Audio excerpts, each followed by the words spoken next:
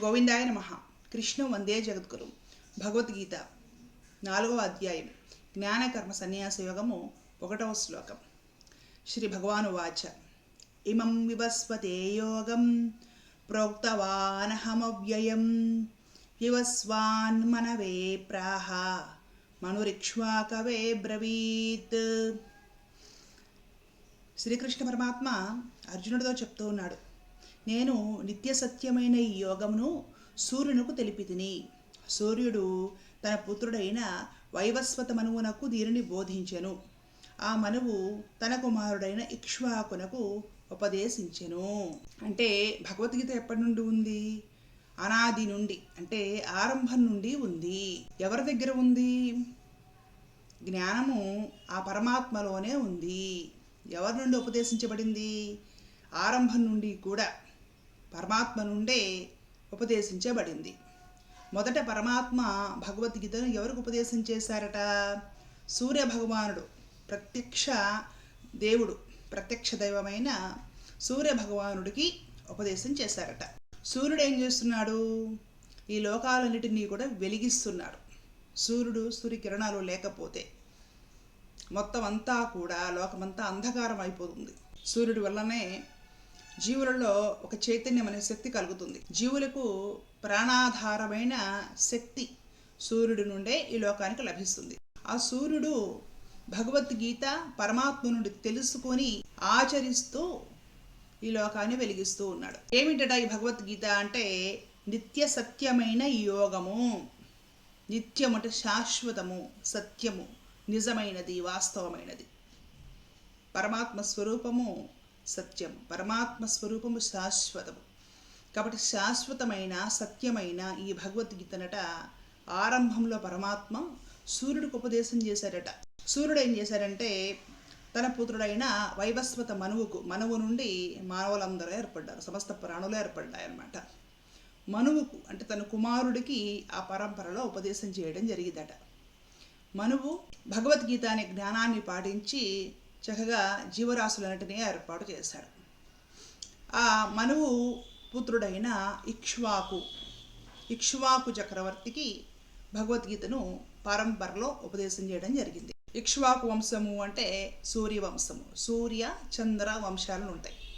ఇలా అలా ప్రాణుల ప్రాదుర్భావం ఏర్పడిపోయిందనమాట. ఆ ఇక్ష్వాకు వంశంలోనే త్రేతాయుగంలో పరమాత్ముడే రామచంద్రుడిగా వచ్చి అవతరించడం జరిగింది. అంటే ఏమిటి? జగత్తు నడవడానికి, సమస్త బ్రహ్మాండాలు కూడా నడవడానికి కావలసిన జ్ఞానం ఏదైతే ఉందో అది భగవద్గీత. ఆ జ్ఞానం పరమాత్మ దగ్గర ఉంది, పరమాత్మ నుండే వచ్చింది. పరమాత్ముడే సూర్యుడికి ఉపదేశం చేసి సూర్య భగవానుడి ద్వారా పరాపరాగతంగా వస్తూ ఉంది.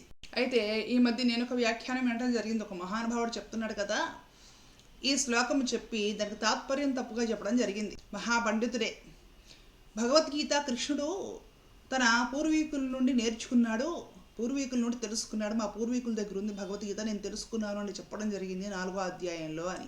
ఇలాగా శుద్ధ అబద్ధాలు చెప్పడం వలన మరి వాళ్ళకి ఏం ఆనందం కలుగుతుందో తెలియదు. కృష్ణ పరమాత్మ భగవద్గీత బోధించాడు అంటే కొందరు ఒప్పుకోరు, మరి వాళ్ళకి ఏంటో బాధ అర్థం కాదు. కృష్ణ పరమాత్మ భగవద్గీత చెప్పలేదు అంటారు కొందరు.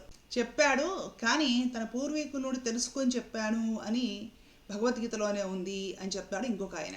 తన పూర్వీకుల నుండి పరమాత్మ తెలుసుకోలేదు.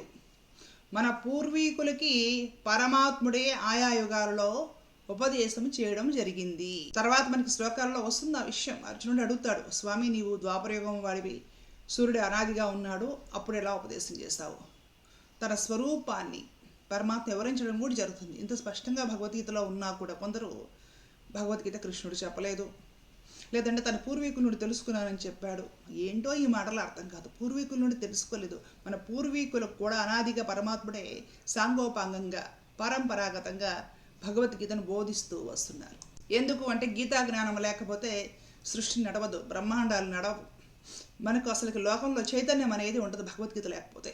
సమస్త వేద ఉపనిషత్తుల సారం భగవద్గీత అని మన భారతదేశంలో కాదు, ప్రపంచవ్యాప్తంగా ఉన్న మహాయోగులు, మహాత్ములు, ఋషులు, మేధావులు అందరూ చెప్పడం జరిగింది. మరి మన వాళ్ళే అయిన పండితులు కొందరు దీన్ని ఎందుకు ఒప్పుకోరో అర్థం కాదు. కాబట్టి లోకాలన్నీ పనిచేయాలన్నా, సృష్టి నడవాలన్నా, జీవులన్నీ కూడా ప్రాణులు వాటి పనులు, డ్యూటీస్ అవన్నీ సక్రమంగా చేయాలంటే కూడా భగవద్గీత అనే జ్ఞానం చాలా అవసరము. ఈ జ్ఞానము ముందు ఎవరికి ఉండాలి? ఒక ఇల్లు నడవాలంటే ఇంటి యజమానికి మంచి క్రమశిక్షణ, మంచి నైతిక విలువలు, సంస్కారం ఉండాలి. అవునా? యజమానికి ఉంటే తన కుటుంబ సభ్యుల్ని కూడా మంచి మార్గంలో నడపగలుగుతాడు ఆ కుటుంబాన్ని. కాబట్టి మనందరికి కూడా యజమాని, మనందరికీ కూడా పోషకుడు, మనందరికీ కూడా ప్రతిరోజు ఒక చైతన్యం కలిగించేవాడు తన కిరణాల ద్వారా, వెలుగు ద్వారా అయినట్టి ప్రత్యక్ష నారాయణుడు, ప్రత్యక్ష దైవము అయినట్టి సూర్య భగవానుడికి కృష్ణ పరమాత్మ ఆరంభంలోనే ఈ గీతోపదేశం చేశాడు. ఫస్ట్ యజమాని ద్వారా మిగతా అందరికీ వెళుతుంది అని. యజమాని కుటుంబాన్ని కరెక్ట్గా సక్రమంగా నడుపుతూ ఉంటే కుటుంబం అంతా కూడా సక్రమంగా ఉంటుంది. ఈ భగవద్గీత అనే జ్ఞానాన్ని పరమాత్మ నుండి పొందిన సూర్య భగవానుడు నిరంతరం వెలుగుతూనే ఉన్నాడు. 4 రోజులు సూర్యోదయాలు ఆగిపోతే మన పరిస్థితులు ఎలా ఉంటాయో ఒకసారి ఊహించుకోండి. తన కర్మ క్రమం తప్పకుండా ఎక్కడ నిరాసక్తత చూపించకుండా ఆ సూర్య భగవానుడు చేస్తూనే ఉన్నాడు అనాది కాలంగా, ఈనాటికి ఎప్పటికీ. ఎలా చేస్తున్నాడు అంటే భగవద్గీత తెలుసుకొని ఆ జ్ఞానాన్ని పరమాత్మ ద్వారా పొంది దాన్ని చక్కగా ఆచరణలో పెట్టడం వలన లోకమంతా బాగుంది, జీవులందరూ బాగున్నారు. మనం ఆచరణలో పెడితే మన జీవితాలు బాగుంటాయి, మన కుటుంబ సభ్యులు బాగుంటారు. మనమంతా ఆచరణలో పెడితే సమాజం బాగుంటుంది, లోకమంతా ప్రశాంతంగా ఉంటుంది. ఈ విషయం ఎవరు నేర్పుతున్నారు అంటే సూర్యనారాయణ మూర్తి ఆచరించి చూపించి మనకు నేర్పుతూ ఉన్నారు. అంతేకాకుండా సూర్య భగవానుడు తన పుత్రుడైన వైవస్వత మనువుకు ఉపదేశం చేయడం జరిగింది. వైవస్వత మనువు తన పుత్రుడైన ఇక్ష్వాకు మహారాజుకు ఉపదేశం చేయడం జరిగింది. అలా అలా అలా అలా ఇది త్రేతాయుగము అలా వస్తూ ఉందన్నమాట.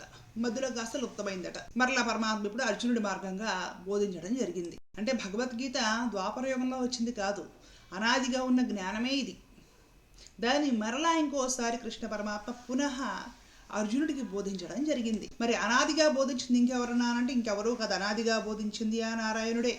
ఇప్పుడు అర్జునుడి ముందు నిలబడి బోధిస్తుంది ఆ నారాయణుడే. అసలు ఈ జ్ఞానం అనేది వచ్చిందే ఆ పరమాత్మ నుండి అని గ్రహించాలి. కాబట్టి ఈ పిచ్చి మాటలు కృష్ణ పరమాత్మ భగవద్గీత చెప్పలేదు, లేదంటే తన పూర్వీకుల నుండి ఆ జ్ఞానాన్ని తెలుసుకొని ఈయన ఇప్పుడు అర్జునుడు చెప్తున్నాడు, ఇలాంటి పిచ్చి మాటలు పండితులు అని చెప్పేవాళ్ళు మాట్లాడటం తగదు. కృష్ణుడు దేవుడు అంటే ఒప్పుకోరు, ఆయన గీత బోధించాడు అంటే ఒప్పుకోరు.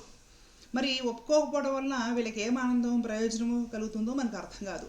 ఉన్నది ఉన్నట్లు ఒప్పుకోవడానికి ఏమవుతుంది? ప్రపంచం మొత్తం కూడా మేధావులు, యోగులు, మహానుభావులు అందరూ కూడా ఆమోదించిన విషయమే కదా. అయినా సరే కొందరికి ఈ విషయం ఒప్పుకోవడానికి అహంకారం అడ్డు వస్తుంది. ప్రారంభం ఏం చేద్దాం చెప్పండి. కాబట్టి ఎవరికి డౌట్ అవసరం లేదు. ఆరంభం నుండి, అనాది నుండి ఈ జ్ఞానం ఆ పరమాత్మ దగ్గరే ఉంది. ఆ శ్రీమన్నారాయణుడే అప్పట్లో సూర్య భగవానుడికి బోధించాట. ద్వాపర యుగంలో వరల కృష్ణ పరమాత్మగా వచ్చి అర్జునుడికి బోధిస్తున్నాడు. సమస్త మానవాళికి కూడా భగవద్గీత అందించడం జరిగింది. ధర్మో రక్షిత రక్షిత. జై శ్రీమన్నారాయణ. కృష్ణార్పణ.